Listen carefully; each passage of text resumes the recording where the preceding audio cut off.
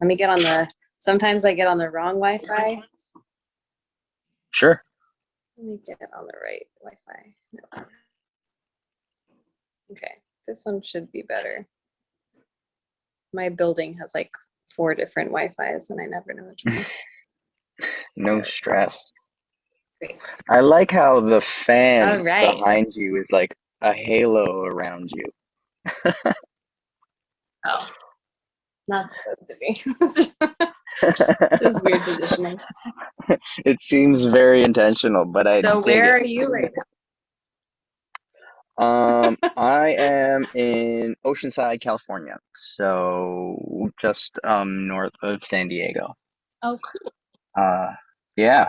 And then Nice. probably going to be passing by San Francisco maybe by April 1st, April, like the beginning of April, because then by then I'm going to start making my drive up north back to Vancouver. So I'm just here Cool. Oh my enjoying gosh, you're doing that the full summer drive. heat. Yeah, yeah. Well, like I went from Vancouver across Mhm. to the East Coast and then the East Coast down to Florida and then Florida over to here. And then I've just been hanging out here until, the snow clears up north. So it's not that bad. What a trip. So how are you? What's new in the world of Emmy? Oh, I I'm for why okay. this is where my head is at. I have no idea that I'm doing a show. But everybody, welcome to the 2 Degree Podcast brought to you by the Play On Foundation. Today's guest is the first of many who aren't not the first of many. See, I'm so flustered right now. It's just one of those days. But I've been You're bringing a good. lot of actors on here and people who are in the film industry.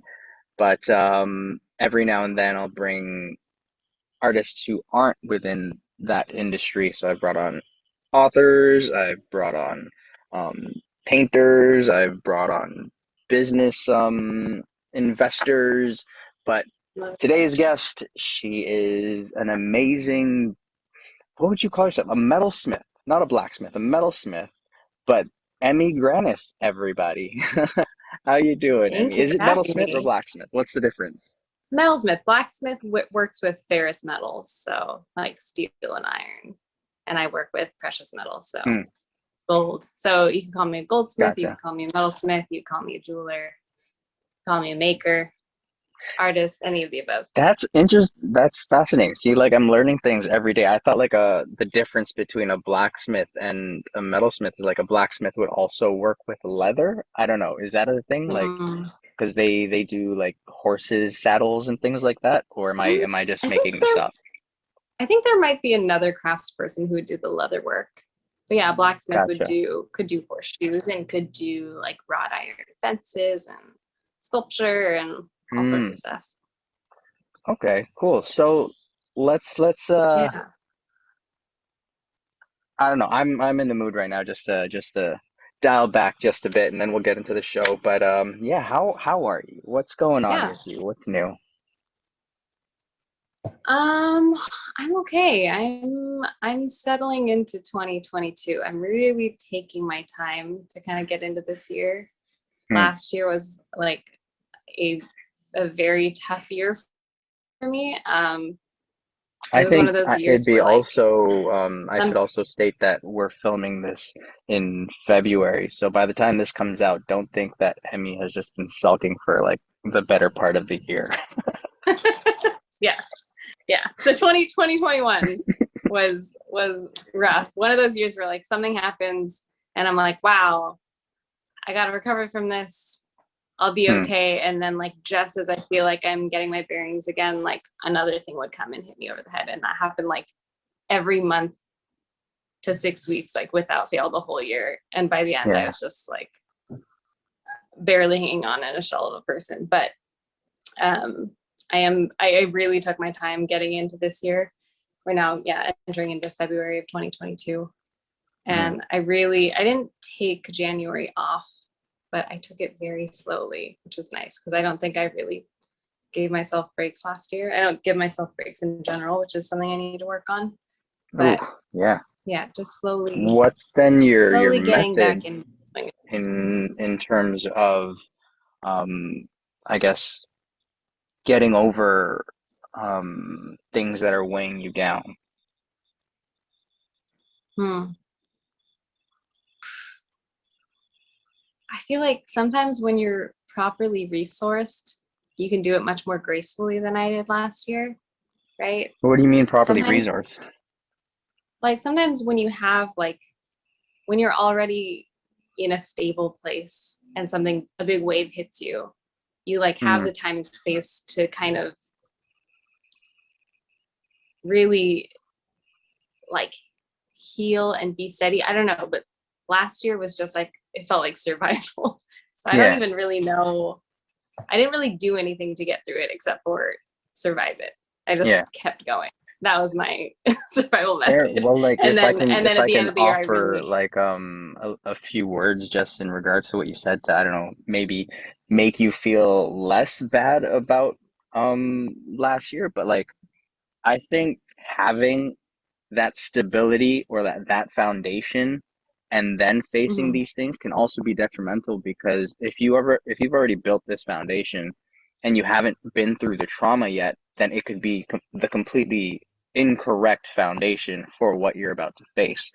So on mm, your end, I think it's to your advantage to have been to feel like you don't have a foundation, so you can be malleable to the point where you can get through that trauma the way yeah, you need to do it, right? yeah, So it's not all that bad to not have foundation. yeah. I don't know. I guess even hearing you say that like reminds me a little bit of being kind of back in the thick of things last year. And I feel like one of the things that dawned on me maybe halfway through the year was like, oh, I cannot fight this. If I fight this, Mm, it's gonna hurt so much more. I have to not turn I don't want to turn my emotions off and like become a wall of human, but I need to just like let it wash over me and then come back yeah, and like not really like let myself carry the full weight of it and try to fix it or fight against it. I just have to like accept that these things are happening and like yeah. it will all be for me in the end. It might feel bad now, but like it can all come around. Who knows what's going to happen in the future? So How did you come to that yeah. realization? Because I've spoken to a few other people and we dwell on the topic of mental health, and Mm-hmm. it's a commonality to have had that revelation to honor the feelings that you are having and not to just push them away. But everybody has kind of had somebody tell them that. Did you have somebody? Are you going to therapy for it? How did you come about? I'm not in therapy at the moment, and I definitely have. I'm very passionate about mental health, and I was just telling a friend of mine. I was like, I've spent. Oh, my sister's calling me. Okay. How do I send her away? So sorry about that. It's Um, okay. um, where was I? Oh Talking yeah, about mental health. I'm no stranger to depression. I feel like I've spent like most of my adult life kind of dealing with that. And last year was an interesting. Usually, I feel like I'm dealing with depression, and like the source of the struggle is within me, right? It's in my Hmm. mind. It's like in my experience, and it usually has very little to do with what's happening externally. Like I grew up in an amazing family, super supportive, super loving. That was never the problem for me. It's like chemical issues in my own brain and what I'm going through. And last year was interesting because it actually felt like I was in a pretty stable place mentally myself, but it was all these like external things happening to me. Not to, be like in victim mindset, but it was the hard part was getting through it because it was these tough things happening. It was situational, right? Um, Hmm. so that was interesting for me because I feel like I'm more well versed in a way at getting through hard times when it's just an issue of like my own depression or mental health or anxiety. Like I have those tools. And last year I felt Yeah. caught off guard because I was like, wait, what are you supposed to do Hmm. when your life just starts like crumbling around you. What do you do then? Yeah. So I don't have the answer except for I just tried to keep going and just trying to stay very present, trying to stay like very, very in the moment, and not focus on the past, not focus on the future, and then just try to just like stack gratitude on gratitude on gratitude to just like distract myself. Like, what are all the things I do have? What's still so good? So Yeah. but happy that last year is And behind us. then were you one to journal it? Were you one to write it and then burn it? What was those moments of rediscovering gratitude like? I think on the gratitude front, I would write it, but a lot of times I would just kind of meditate on it, just kind of like loop it in my brain. I don't want to say like as a distraction, but it was kind of like it was a coping mechanism. Like when the weight of things feels too heavy, I was just like reciting things I was grateful for over and over in loop on my head, like stupid things, but it works, right? When you run out of like the first 20 things that are like the significant things, you're like, I can't allow I you have a to car say that works. they were. No, you can't diminish things that you're grateful for. It doesn't matter how minuscule they may seem. Like that's where I think the genuineness of gratitude comes from, where it's like, oh, my pen worked today. That is valid and to feel grateful for, right? So, um, no, I definitely subscribe to that as a method, if you will, to stay grounded and stay present. Because as you were saying, like staying present helped, and I think that is a very crucial point when it comes to you know trying to get out of your head, because whatever's in your head, it's either you're projecting the future or you're reminiscing on the past.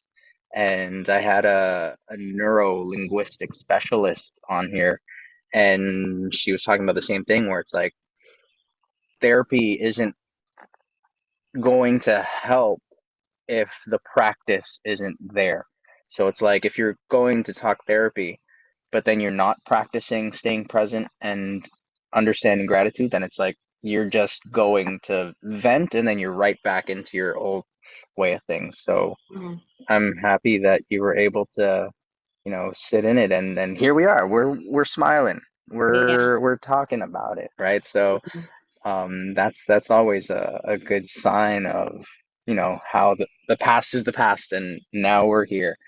And yeah, but with that now, like on top of that, you had stupid COVID come along and then sort of like an extra punch while you're already down. How was the business through that? I'm gonna say like the first year of COVID, 2020, was very weird for me, right? Because everything changed, right? At that point, I was no longer taking appointments in my studio. I was canceling all my pop-ups. And there was a period of time where I couldn't even come into my studio, and I have a private studio. So like now I still come to my studio. I'm isolated once I'm in here. So I'm able to work, but in the beginning, there was a time when we couldn't even come into the building. So that was definitely interesting. Oh, wow. Initially to be like, oh, wow. So then what did you do? Anything. Did you bring work home or? So I remember like driving, and this was like right in like the thick of lockdown in San Francisco. I remember I was like, I can't be in the studio, so I need to drive and hope I don't get pulled over. I was like so paranoid that someone would pull me over and be like, you're not supposed to be out of the house. Why are you driving? And I was like, I'm going to go and I'm going to pack wasn't up. Work like a valid reason to like not if you were be an on the road? essential worker, not if you're not an essential worker. Interesting. Okay. And I was like, I'm not essential. So I drove here and I filled up my car with all of my inventory. I felt like I was robbing a place. I felt like I was burglaring myself. I literally was just like taking surfaces and clearing them off. And I was like, I don't know how long it's going to be until I can even come back here. So I was just like scooping my diamonds. I was just taking everything because I didn't know when I could come back. So I brought everything home. And that actually started what ended up being like one of the things that kept me afloat the most during, you know, especially that first year, which was starting to do Instagram sales. And I was like, okay, I can't make any new things, but I have a ton of Oh, wow. inventory. Was that then when you started doing Instagram sales? You didn't do it before? I had started doing them before, but it wasn't Mm. as much of a thing. It was really, it took COVID to make it like a thing. I did it like once a month, once every 6 weeks without fail, because I have a bad habit of making a ton of work and then not documenting it and not putting it online anywhere. So I literally, like, I'm surrounded right now by like hundreds of pieces that no one knows exists. There are no pictures of it. That's so funny. Not on Instagram. It's not on my website. It's kind of, and if you know, you know, people just DM me and they're like, hey, I'm looking for fill in the blank. This is my budget. And I'm like, I have some things for you. I've kind of referred to my studio before as like, it feels kind of like a jewelry speakeasy. Like I'm not like out there advertising myself and what I have. It's kind of like for the people who have followed my journey and, you know who I am. They know this the secret knock and they're like, hey, what do you have? I think that's a great testament to the success that you've had. So congratulations with that when everything's just been referrals and people are coming back. So I can't wait to see how your business evolves from this. But with that specific term of evolution, then what's something that you've learned taking your business online? Well, it's been online, but what's it like taking it online to the point now where that's the lump sum of your sales now? Honestly, and I will say again, like it was especially after that first year after 2020, because 2021 things went weird, right? Life got hard, and I kind of like I was still hustling and I was still working my butt off, but I was dealing with so much stuff in my personal life that I had to kind of pump the brakes. But in 2020, the main lesson I took from that was like, oh my gosh, I've been putting so much pressure on myself that was completely unnecessary, right? I was like, I need to have people by doing meetings. I need to be accessible to everyone all the time. If you want to come in for a meeting, you got it. What day do you want me? You want to come nighttime? You want to come morning? You want to come on the weekend? I like took no days off. I still rarely take days off. But I was so available to people. I was doing shows all the time. I was doing pop-ups. And it was interesting to pause all of the in-person things and go completely online. And really, like, my numbers didn't change that much. And that to me was a huge wake-up call, because I felt like, oh my gosh, I'm doing all of these things. I'm expending all this energy because it's what I need to do to stay afloat. And to take away all of those other streams of income and just go online. And for me, that feels much more sustainable because I am hyper introverted. You know, if it were up to me, I would just like stay in my studio all day long and make things emerge like 3 times a year to show people what I made. So I think like I love meeting people in person and connecting with them, but I don't think I realized how much always having something on the calendar was draining me, and always having people buy for appointments was draining me. And because I wasn't constantly doing that, I was able to make so much more jewelry that first year of quarantine. It was like I just got to play. I was like, oh, I don't have anything scheduled. I don't have a pop-up. I don't have a show coming up. I can just like sit in my studio and make for a month, you know, and then have an Instagram sale if I want. How often do you do commission pieces? I probably have 6 to 8 going at any one time, just kind of rolling. I have a wait list at the moment for a few months out, but it's nice. I get to kind of split my time. I do some custom, some just like fulfilling, you know, smaller things on my website, and then a lot of just working on like one of a kinds, what I call like my passion projects, which is just like I sit at my desk and I like pick a stone and I'm like, what do you want to be? And I just get to make whatever. And those are fun. That's so beautiful. And it, yeah. When that moment happens where it's like, I'm curious to know the ritual, if you will, when you pick up a gemstone. Like, what's the conversation you have with that stone, and then what happens next? Do you just give all your attention to it? Do you put it down and like let that idea rest? What do you do? Well, I think I definitely view myself as an artist, and this goes for all mediums I've ever worked in, right? Not just jewelry, like painting or sculpture or whatever. I feel like I've always been more of like a maker rather than a designer. That's why like I never refer to myself as a jewelry designer, because I don't feel like I'm designing at any point in the process, even though yes, technically I am, but I'm not the type of person who like has an idea in my head and then I like sketch it out and then I follow that sketch to a T. For me, making has always come most naturally. I have to be like surrounded by my materials. So my workspace, if you know me, it's like very messy. I cannot make if I have like a pristine desk, because I'll like have Now, no idea. is it messy or is it organized chaos? For me, it's organized chaos. For most people, if they walked in and looked at my jeweler's bench or my work table, they would be alarmed. It's not for other people though. But They're I'm not the honestly ones like, that oh are no, sitting I there know where. making it. Yeah, I'm like, I know where every single thing is. If you ask me where that setting is, I worked on 5 months ago, it's here. If you ask me where that rose cut, blah blah blah is, it's right here. So for me, it's organized chaos, and that's what my brain needs to thrive.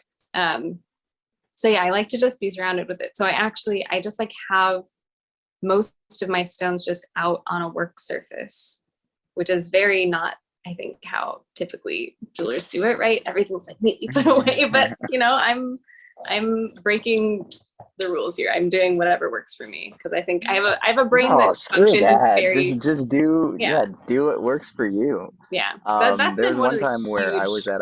at a pearl farm, and I remember they just had the pearls literally on this table. It was like a 5x5 table, and they were just there. A jeweler friend of mine brought me, and then she's like, "Hey, look, pearls," and I was like, "Cool." It's like, "Go ahead, touch it." That's so fun. And so I picked up one. I was like, "Ooh, this is wow, this is beautiful." And she's like, "No, no, no, no," and she just like all of them, Oh my and like God. she's like, "No, do this, do," and I was like, "Okay." And it was like my first experience being in a space with you know precious materials, and I felt like probably how you felt when you were clearing out your studio, or just like, this feels illegal. I feel like I shouldn't have this Treasure. much pearls in my head. Aw, You used the word pressure. You were under a lot of pressure. How often do you reference like quotes about diamonds and diamonds needing pressure to yourself? Not often, actually. I guess with that, first of all, what stone do you associate with yourself?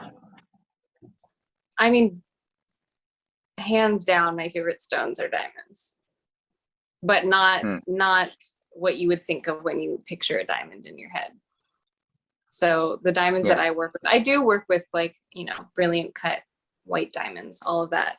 I do that a lot in my custom work, but most of my passion projects are rose cut diamonds. So brilliant cut is the flat on top with the pointed bottom. Rose cut is flat on the bottom with a faceted top. It's an older cut of diamond, and it's definitely having a resurgence now. And along with that are gray diamonds, or like salt and pepper diamonds, galaxy diamonds. And these are diamonds that just have a lot of inclusion. So they can be colored inclusions, they can be white, they can be black, they can look gray, they can look clear and icy, they can be green, they can be multicolored. And to me, those are so interesting. Like, they have so much character. each one has its own like composition. It looks like a little abstract painting. It looks like there's like a tiny galaxy inside. And those ones for me are, that's what I'm always drawn to. When I have a second to just make a passion project, I grab one of those. And you were asking before, like what my process is. Yeah, it's not really design based. I just like pick a stone and then I just start like touching it, looking at it from different angles. I'll hold it up to my hand. Be like, do you want to be a ring? Do you want to be a necklace? What does this want to be? And I like stick things together with wax a lot. Like I think I have to see things in 3 dimensions, and that's why I don't really sketch. I have to like, hold it up to another stone, be like, ooh, is this supposed to have 2 stones? Do I want it to have accent stones? So it's very much just like a decisions being made in the moment making process, right? It's kind of like whatever feels like to me. Does this stone feel like classic and clean and shiny and minimal, or does it feel like it wants to be in something like organic and textured and asymmetrical? So Now, what's your relationship then to gemstones? What's your take on their energy properties versus just how amazing they look? mhm. I really feel like I want people to believe whatever they want to believe that makes them feel good in the world. That's how I feel about everything. Like I don't want to tell That's anyone fair. how they should feel, right? If Hmm. if you find like beauty and meaning and significance in something, I don't even want to interfere. I don't even want to tell you how I feel about it because I don't want to mess with, what you have. One of the Hmm. most fun things that I've done with customs is I've made these like self-love rings for people. And these are like, I love making wedding rings and engagement rings, but these self-love rings have been so special because I get to super dive into that, right? So it's typically it's been women making rings for themselves, right? They've accomplished something huge, or they've gone through a really difficult time in life, or they're like, you know what, I'm awesome and I deserve this.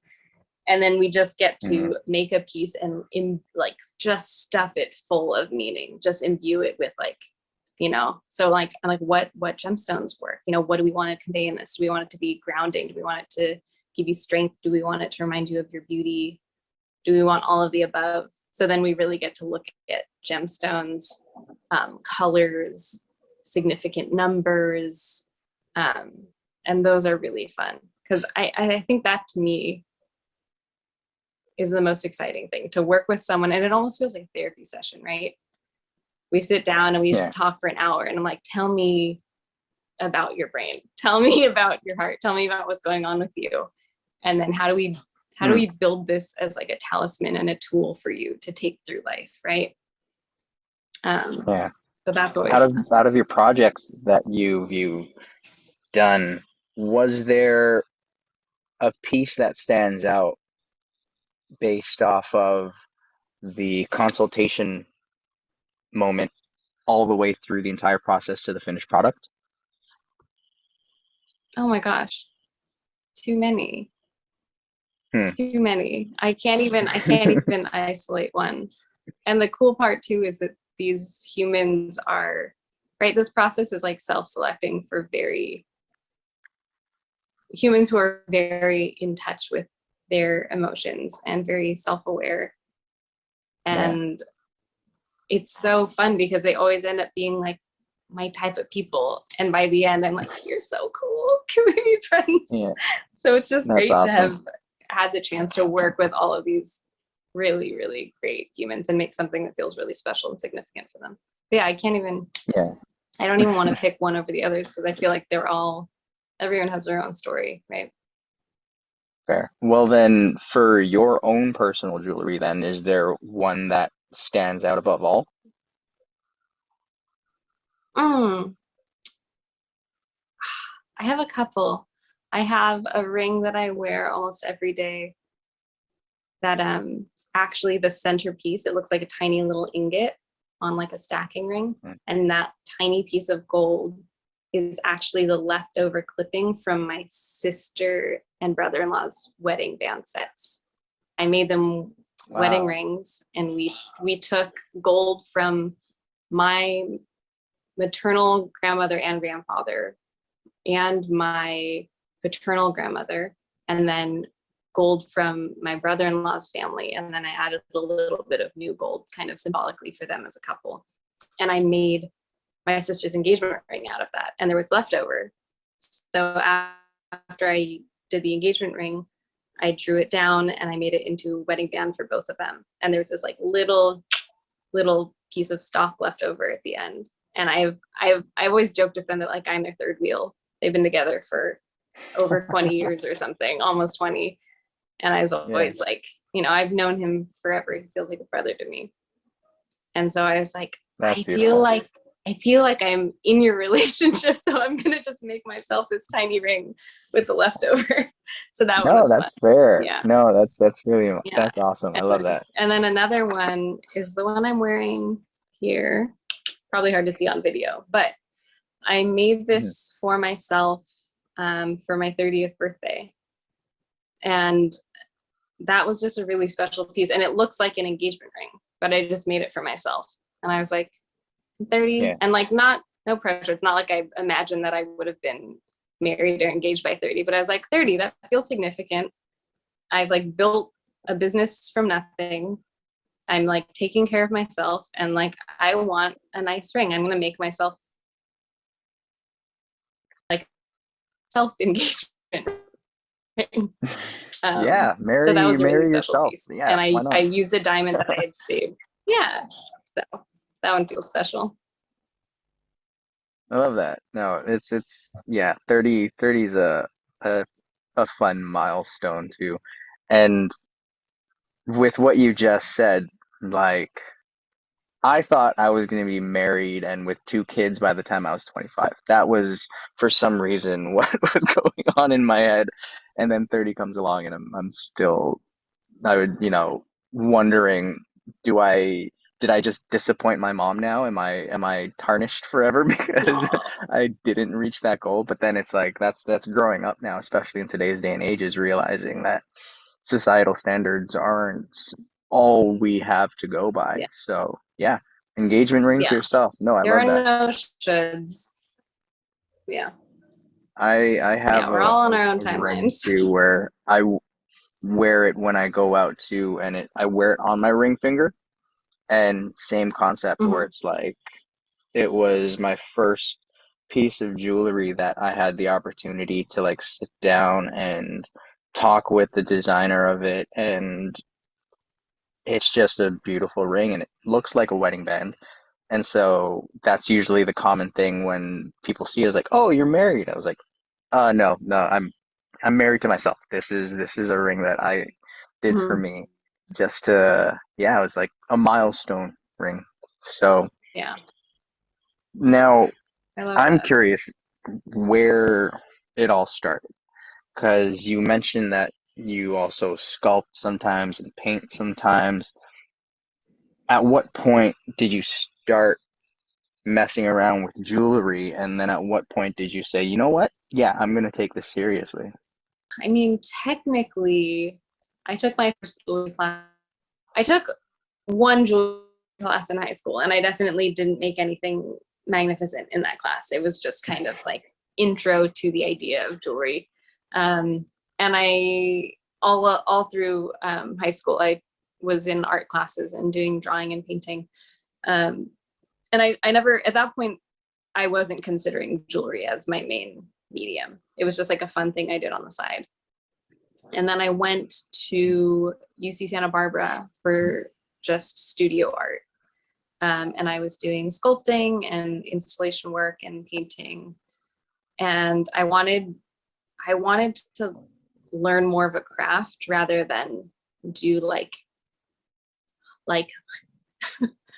wordy, brainy art, right? It was like too conceptual for me at the moment. I was like, I want to make things. I don't want to talk about making things or talk about why I made something. I just want to make it. So I pulled out of UC Santa Barbara, and was like, gosh, what do I do now? And my mom's amazing. She's an artist, and my parents have been super, super supportive of me since the beginning. And my mom in high school was actually like, go to art school. Just go. You've always done art. Just Wow. go to art school. You're going to be so much happier. Don't go to normal college, go to art college. And I was like, no, what if I want to like be a lawyer, a psychologist? Like I need to go to, I need to go to UC. I need to go to something, more on the straight and narrow. And so when I pulled out of UCSB and I was like, I think I want to go to art school, my mom was like, what did I tell you? And I was like, I know, you're right. What were you taking? So at UCSB, it was just a generalized major. It was just studio art. And so I was like, and that's part of why I was like unsure of my path. I was like, so I can stay here for 2 more years, and like, where will I be? Like, am I trying to be a gallery artist, or like, I'm not, I couldn't clearly see a path for myself. And like the gallery world is great, but it just felt like overwhelming and like not quite, I didn't want to be like a fine artist for my career. I think I was like, I want to make things and be more in touch with materials. So I pulled out, applied. Before you continue, can you help me with that understanding of, I still don't quite understand the term fine art. So like what do you think that means? What does fine Well, I art guess when mean I to say that, Emi? I mean, I was trying to look at the pathways I could see for myself. And, some people were focusing on photography, and then you can become a photographer. But, if you're focusing on painting, I was like, where does that leave me? Do I just sit at home and paint and hope that someone buys my stuff online? Or like, that doesn't feel like a business I can really have take off unless I get lucky and someone discovers me, so probably you have to work with a gallery, and then there's so many politics that come with like the art world, right? And I was like, I don't think I'm like cut out for that. I don't know. I just want to like sit alone in a room and make stuff. So that's when I was like, I don't know. So I applied to one art school, got in, and even when I started there, I was like, I still don't know what I want to do. And so my first year, I just took classes in a bunch of different things. I took a drawing, like a screen printing textiles class, a painting class. I was taking ceramics, and I took a jewelry class. And I remember being like, this feels good, because you have to be like, there's like fine attention to detail, and you're working with precious materials, and I'm making something, but they're functional objects. And I remember the department chair taking me aside. It was like right as I was about to declare my major, and I was like, I think I'm going to declare as painting. And she was like, Emi, come sit with me. And she basically, over one lunch period, was like, I think you should join the jewelry department. I think you belong here. And I was like, oh, really? And she was like, yep, like, I see you in this department. I think you should do jewelry metal arts. And I was like, okay, like, if you're sure, then I'm going to trust you, because I'm not sure. So I joined jewelry, and then it like everything started clicking. And I was like, this makes so much sense. Like, this gives me an opportunity to have a business where I can really support myself. It allows me to make things with my hands. It allows me to make tiny, tiny things, which I've always done. It allows me to make art that has, that is symbolic and has meaning for people and can be passed down through generations. And it just felt like this perfect convergence of like all the things I cared about and wanted to do creatively. So I was there for 4 years learning jewelry metal arts. And then I remember coming to graduation and being like, okay, what do I do now? I can go get a job that has nothing to do with art, which is a totally valid path than what a lot of people I went to school with did. Or I could work for another artist and kind of learn the ropes, be an intern for someone or an apprentice. Or I could just start my own company. And I was like, option C sounds the scariest. I'm going to do that one. Yeah. Like, I don't want to have a backup plan. I don't want to have a safe option. And I like knew myself and my personality. And I was like, I'm worried that if I do a safer option, I'll like never get the guts to go for it, you know? I'm worried that if I work for someone else, I'll never actually break away and do my own thing. I work very well under pressure. And I was like, I need to have that constant pressure of like, I need to make rent and feed myself. How am I going to do that this month? So I graduated and then I decided to start my business. And obviously it's been like a very slow, gradual path since then. That was in 2013. So 9 years ago. But can you tell me about your first sale? I mean, I think my first sale was probably at my senior thesis show in college. I had kind of amassed this body of work that was more like art jewelry than fine jewelry, which I do now. So, you know, I make very like wearable pieces. I make diamond and gold engagement rings and wedding bands and necklaces and stuff. But in school, I was making weirder things, still wearable, but like out of weird materials. I was making some brooches out of like blackened wood and rice and tiny gold pellets and like. I'm sorry, you made jewelry out of rice? Yeah, I'm a good Asian girl. I have to use rice. Wait, how, you fill me in. Like, how did that look? Like, did the rice act as like sequins or? So I took the dry white rice and I stacked it. You know, if you look at a grain of rice, you know, it's kind of like an elongated football, but then there's like a little sickle on top. It's like there's a little scoop missing. So I lined them all up in the same direction and I glued them side by side. And it created this really wild result. Like it's not something where you'd look at it and be like, oh, that's made of rice. It looked like this weird, like crystalline structure. It was like kind of translucent and almost looked like scales. I don't know. It was there. I think there are photos of that work online somewhere. I don't know where, but. And then is that something that somebody wears? Like, what was it? So a necklace?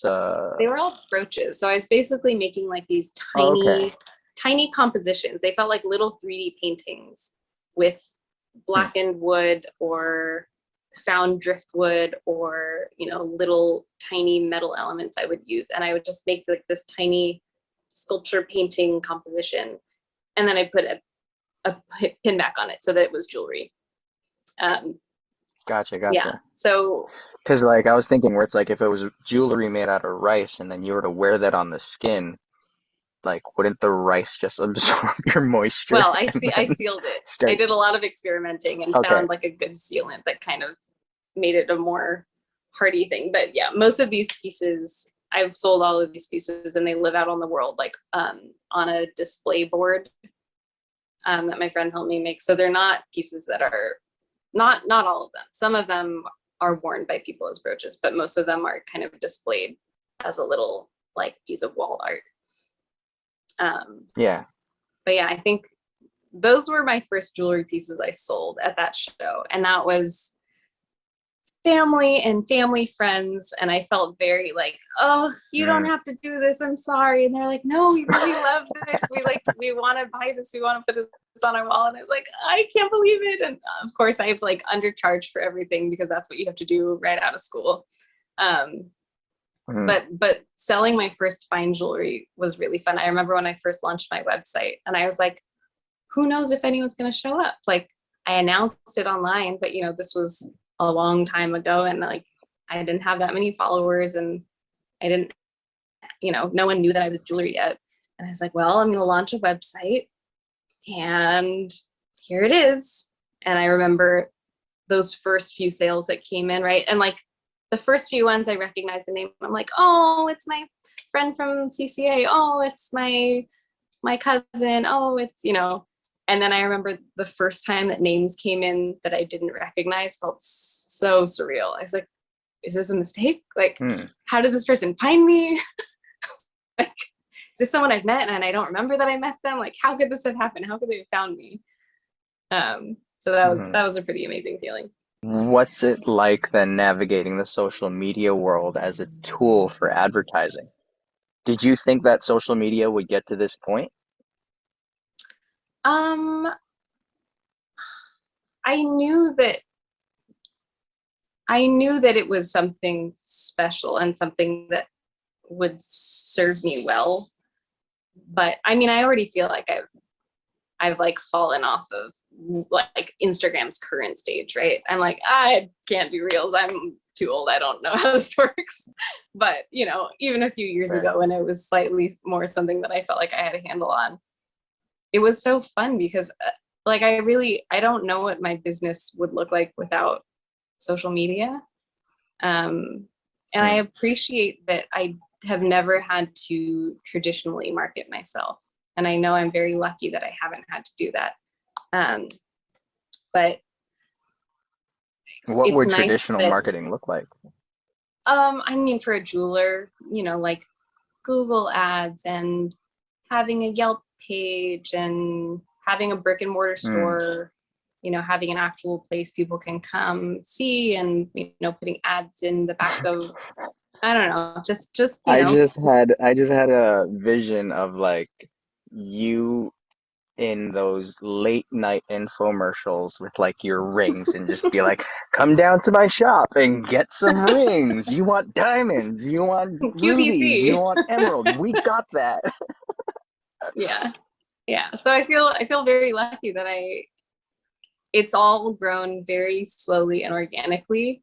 And I feel like my advertising is actually just me bearing my soul online. And I constantly feel grateful for that, and I made this decision in the beginning too. I remember being like, do I want my brand to be like a brand name and then I am just me behind the brand? Or is my brand just going to be me? And I was like, I think I just want it to be me. And like, maybe one day I don't even make jewelry. Maybe I make paintings again. And like, then it will still be that name. Like it's gonna change and morph as I change and morph and evolve, right? But it's been fun that, you know, I talk about really personal things on social media, and I think it's kind of fun as a result that like a lot of my clients are, sometimes I feel bad. Sometimes I'm worried people will find my page and be like, oh, I like her jewelry. And they'll be like, oh my gosh, why is she going on and on about mental health and depression? And like, you know, just because like sometimes, you know, if you're like, I'm just here for the jewelry, what are you talking about? But I also think that That's there so are fun. people who appreciate that I am being very transparent about who I am and my experiences. And also, I am an artist and also I make something. And if you like what I make, you can have a piece for yourself, you know? So I feel very lucky that I've been able to really combine those from the beginning and not really have to separate like, this is the brand and this is me. So it's all one and the same. What's been a foundational influence for you with your art? Are there things that you go for inspiration? Do you just meditate on it and like wait for ideas to come? Or are there artists out there that you try to emulate? Um, I think that usually, I mean, everything is inspiring, right? Like emotional pain is inspiration. There'd be no good music Yeah. without emotional pain. Nature. Speaking of, I just heard that Adele is having relationship problems, and I was like, oh, we're about to get Oh, a really good album. we're in for it. No one wants happy art.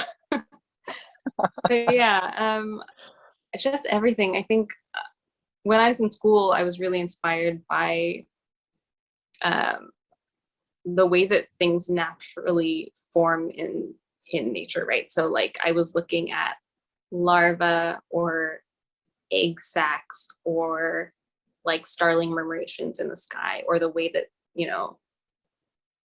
schools of fish move. And now that I'm doing more fine jewelry, I think I'm really just inspired by like the materials themselves and what I want to have exist in the world. Yeah, I don't know, everything. There's so much there. And Yeah. I think for me, Does I need to just be alone. I think if I am overstimulated, I don't make good work. If I like overbook myself yeah. socially, or I'm like juggling too many things, like my creativity shuts down. I need to have so much time and space alone and like quiet time and just space to do nothing. And for me, I feel glad that I've gotten to a point now where I don't feel guilty for taking that quiet, still time. Because before I used to be like, I should be working. And now I recognize that that is a valid and very important part of my creative process. Like I work very on, off. I'm like 0 or 100. I'm either like sitting there, not moving, just 1,000% in my head, or I'm working for 14 hours straight with no break, and like ideas are flying out of my hands, and I'm, there's no in between. Yeah. I empathize with that so much. It's just, if like right now I'm in a creative bubble, if you will, where it's like all these ideas are coming to me. Everybody just leave me alone right now, because and then like people be like, yo, what's going on? It's like, can't talk right now. I'll message you when all of this stuff has been regurgitated out of my brain. And it's an interesting moment as an artist. But you spoke about being captivated by patterns. I'm curious to know if there's any mathematical interest that comes from that, because there is a very specific, I guess, number when it comes to angles, and when it comes to it's like, what's your take on the mathematical approach of design and art? I mean, it's something I've always been fascinated by, and was one of the big inspirations behind my work that I did in school. In my current work, I don't use any math to come upon it, but I feel like if you looked at my pieces and broke it down, there are probably basic, like, just the way that like compositionally things look best usually follow that, right? Follow like the golden ratio. That's just like what looks pleasing to our eyes. So I feel like you can't help but create stuff that kind of follows that. Are there any points in your creations where you're like, no, I'm gonna leave this imperfect?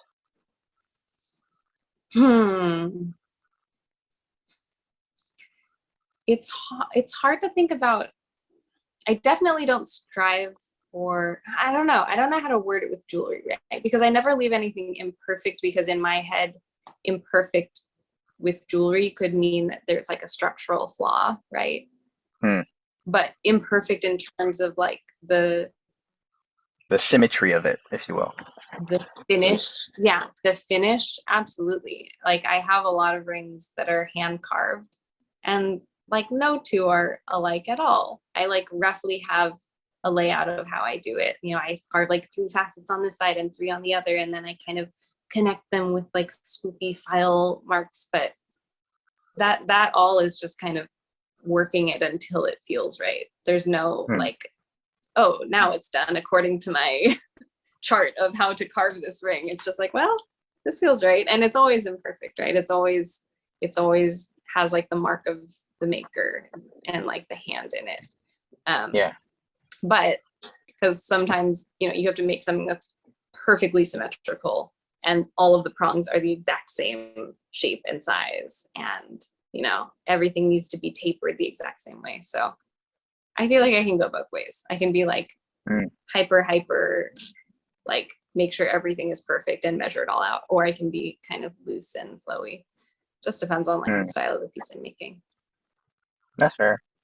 Now, are there any points in your transactions where it feels illegal? Because I don't think I could take a moment seriously when I'm like, I'll take this bag of diamonds. Yes, absolutely. And it's kind of fun. It's fun when I leave. It's fun when I'll leave one of my stone dealers. And I like carry, I have my purse here. I have like a very small bag. This is my daily bag. And I fit like everything I bought in here in like a little plastic bag, and it feels so like spy movie. And like I have like tens of thousands of dollars in a Ziploc bag in my purse. So sometimes that feels wild. Or something that's happened a lot during COVID, which is really funny, is you know, I'm not having people up in my studio. It's a pretty small space and there's not much ventilation. So since the beginning of COVID, I've been kind of like, you know what, I'll have people, they can come for curbside pickup, or my studio's in San Francisco and I live in Oakland. So I offer to people, if they live closer to Oakland, I'm like, I'm happy to meet up with you somewhere around there so you don't have to drive into the city. So I've had a lot of random, just like fine jewelry handoffs, like in the middle of the street, which always feels funny. And like sometimes people want to pay in cash, and I'm like, this looks so illegal. It's like two random people meeting on a street. Like this girl comes out of a door, and I like hand them a box, and they hand me a wad of cash. I'm like, okay, thanks, see you later. um, so that always feels funny, but yeah, totally. I think that comes with having small precious materials, but it keeps things exciting. It's fun. Yeah, no, that sounds very exciting to like, and it also sounds so fun that that's still a part of you. Like that feeling hasn't gone away Yeah. because it's fun to be able to always play. Mm-hmm. So to carry that with you keeps that childlike awe within your art. So Mm-hmm. that's fun to hear that that's still going Yeah. on. Oh my gosh, like there are days where I'll come in and I don't even make anything. Sometimes I'm having like a weird off day and I come in and I just like stare at all of my stones and like pick them all up and like try on all my rings, and I just like touch everything, and I'm just like, I'm so lucky. I literally get to be like surrounded by treasure, and my job is to transform treasure into wearable treasure, and that feels fun. Yeah, no, that's really cool.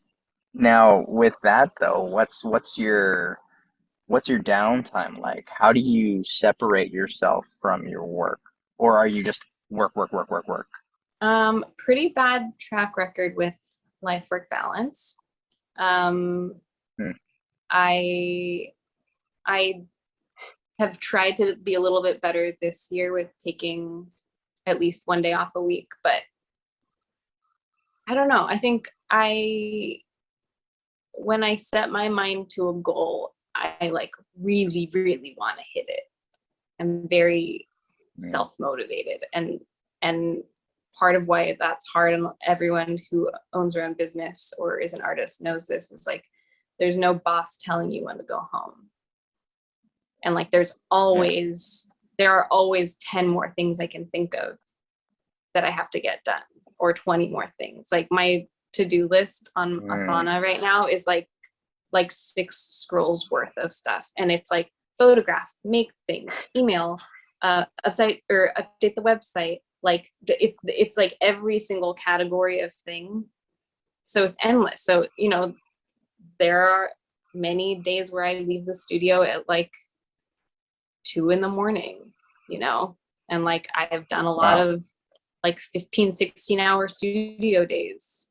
And I don't know, like I said, I'm very all or nothing. There are some days where I'm like, I just can't go in. I Hmm. need to like be a potato in my apartment and just like go on nature walks and just Yeah. exist.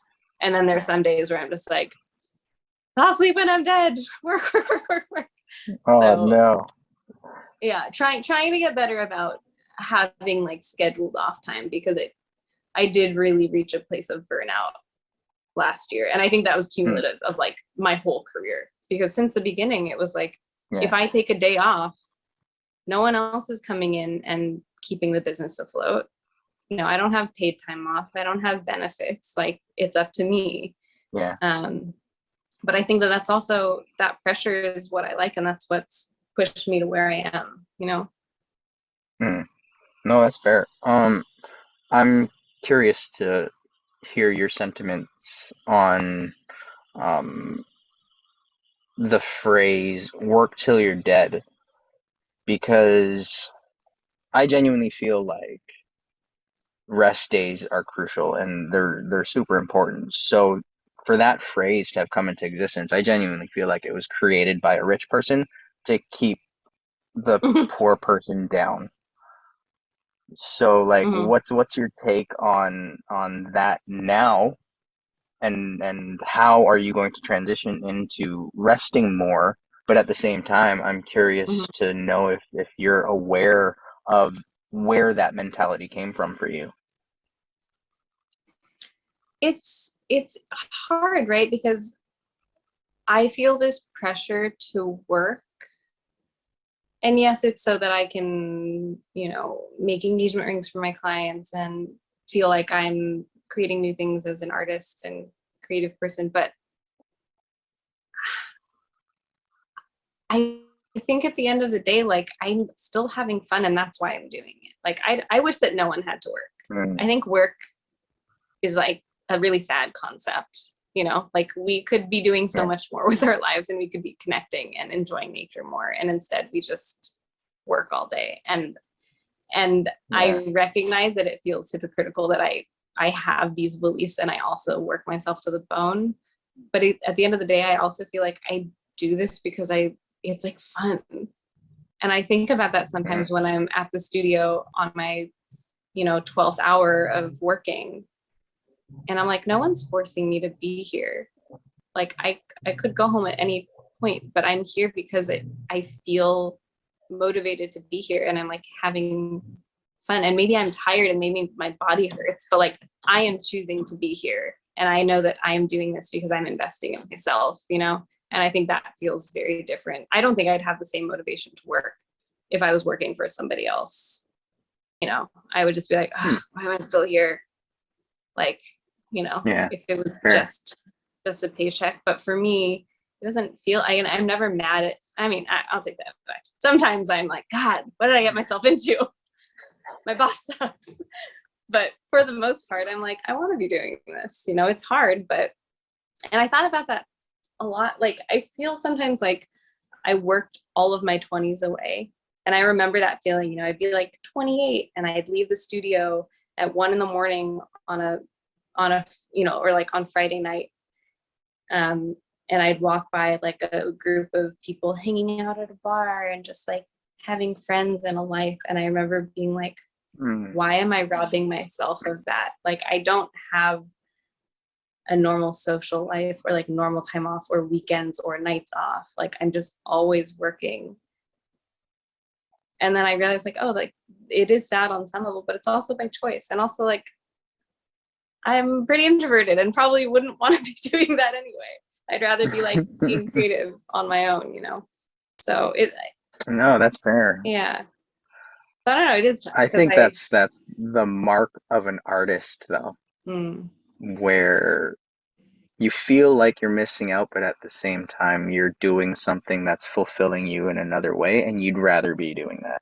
And totally. then you're torn between do I want to live by society standards, or do I just want to be free doing what I'm doing? So, Hmm. Hmm. no, that's fair. So I don't know. Yeah, I definitely don't practice what I preach. I feel like I'm always telling my friends, like, you need to take time for yourself. Like, you need to recharge. You're not a machine. And then I'm like, why am I not working harder? That's But funny. I'm trying to get better. Oh man.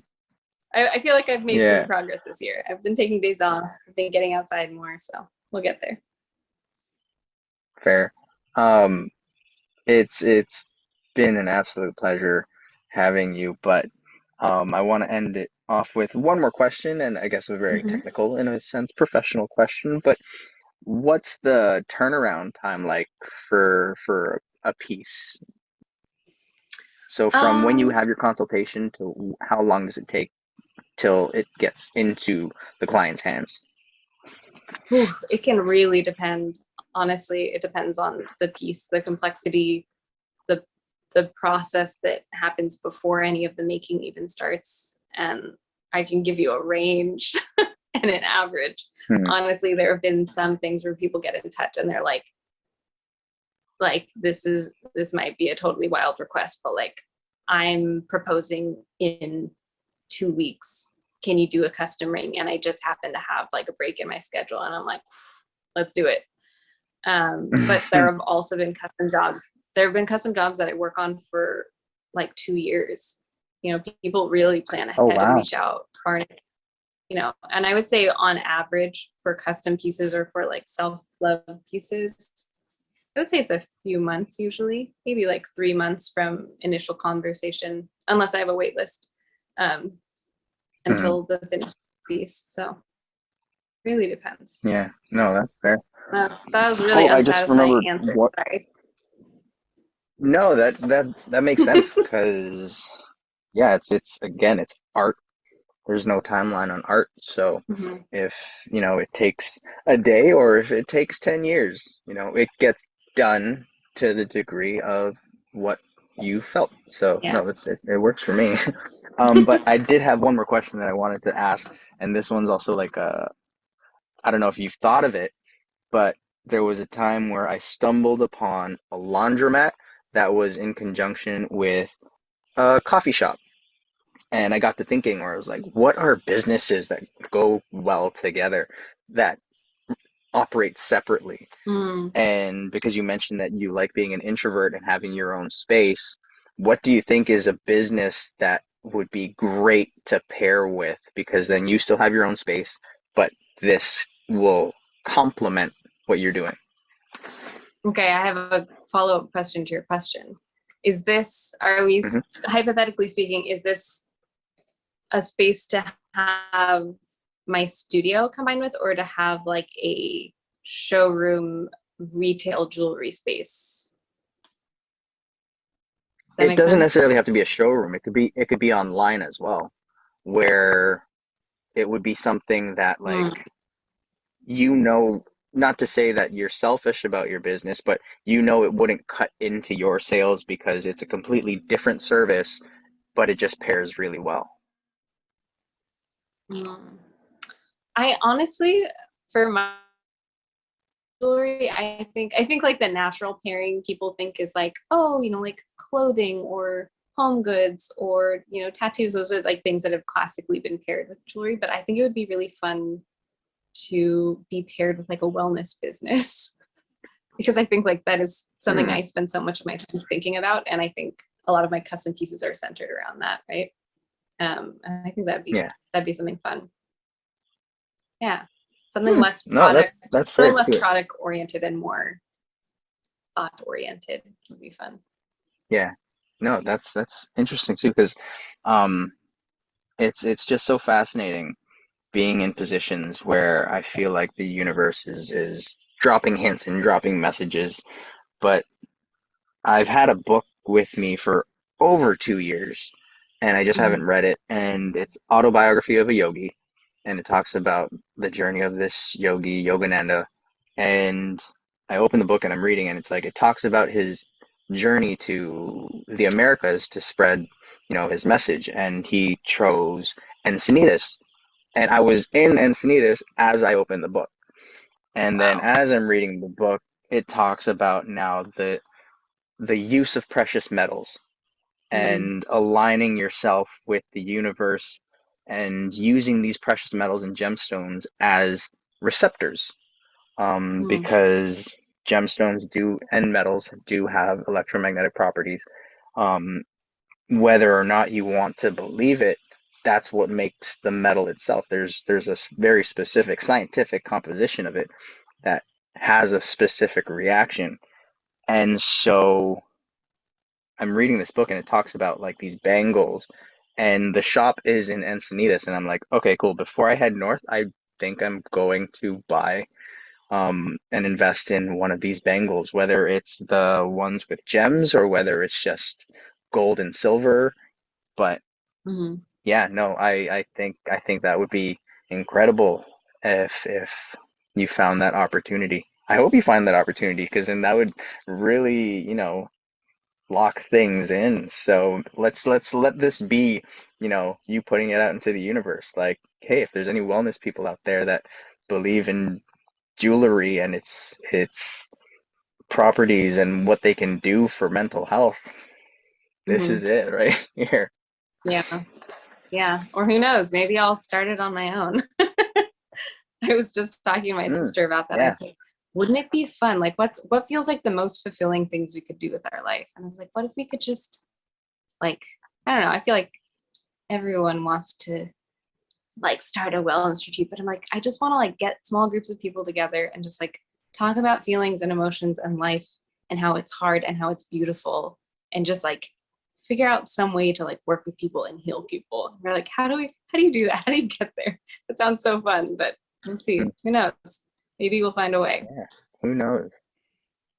Well, I wish you all of the luck on that journey, and I'm looking forward to see where it ends up. Thank you.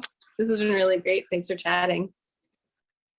Oh, it's so fun. But Emmy, thank you again for lending me your time, and like I'm just happy that we finally got around to it because I know, it's so like good to connect. it's we I know we and we booked this time um so far in advance, so it's like, all right, cool, it's approaching. I'm gonna finally get this chance. So no, I'm grateful that you were able to allot me that pleasure of having you on here, Yeah, so of thank you again. course.